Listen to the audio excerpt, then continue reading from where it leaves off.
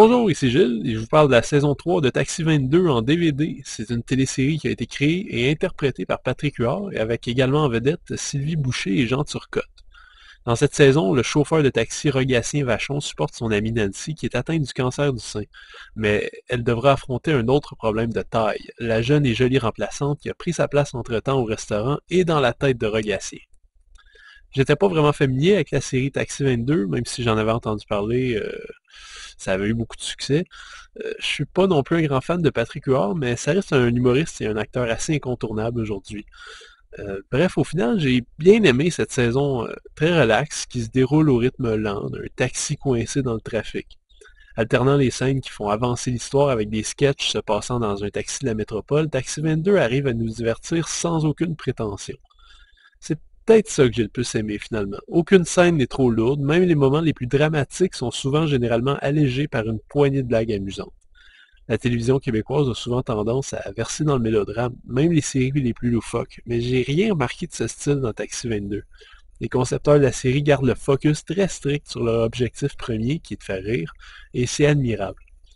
Maintenant, il faut quand même être réceptif au cabotinage de Patrick Huard, dont le personnage de Rogatien Vachon semble parfois un peu trop dans la grosse caricature théâtrale. Ça frappe d'autant plus que les autres acteurs jouent de façon beaucoup plus terre-à-terre et réaliste. À titre de comparaison, la série Elvis Gratton mettait aussi en vedette un gros personnage cabotin, mais l'ensemble des personnages qui l'entouraient étaient au moins aussi gras. Rogatien Vachon, dans ce cas-ci, semble pas appartenir au même monde que celui de Taxi 22, et ça crée un décalage qui m'a parfois un peu agacé.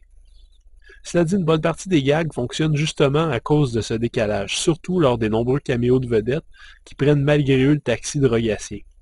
Parmi elles, dans cette saison, mentionnons entre autres Claude Legault, Karine Vanasse, Denis Bouchard et Julie Perrault.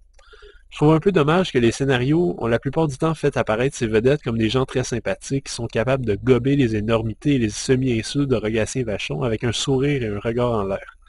Bon, ils sont sans doute très sympathiques dans la vraie vie, j'en doute pas, mais dans une fiction qui a pour but de faire rire, je préfère les vedettes bêtes comme leurs pieds et de mauvaise humeur. Je trouve ça plus efficace d'un point de vue humoristique, et ça permet de jouer un peu avec leur image. Le meilleur argument pour supporter mon avis reste le dernier épisode de la saison, alors que Rogatien Vachon participe à l'émission Le Cercle et fait bouillir de rage le co-animateur Paul Hood, dont la frustration m'a fait hurler de rire. Sans doute le meilleur épisode de cette saison. Le coffret de TVA Film comprend 3 DVD présentés à 1 par 78, adaptés pour les écrans 16 par 9. Pas de sous-titres et une seule piste sonore française 2.0 Dolby Stereo. Le minimum donc. Les bonus sont amusants, à défaut d'être vraiment nourrissants. On a droit à 2 montages de bloopers, un de 5 minutes et l'autre de 10 minutes. En plus d'un assemblage et des photos de tournage, les amateurs ont droit à une bande-annonce de la saison 4, qui a déjà commencé de toute façon. Taxi 22 passera sans doute pas à l'histoire comme une des grandes séries de l'histoire québécoise, mais elle a au moins le mérite de divertir et de faire rigoler. Le personnage de Rogatien Vachon est une caricature de la société québécoise, avec ses qualités et ses défauts. Et même s'il semble sorti d'une bande dessinée parfois, je m'y suis finalement attaché. Globalement, la série est de très bonne facture, avec une mise en scène qui s'adapte aux histoires et des monologues satiriques et pseudo-sociologiques qui devraient ravir les fans de Patrick Huard. C'était Gilles, merci et bon visionnement.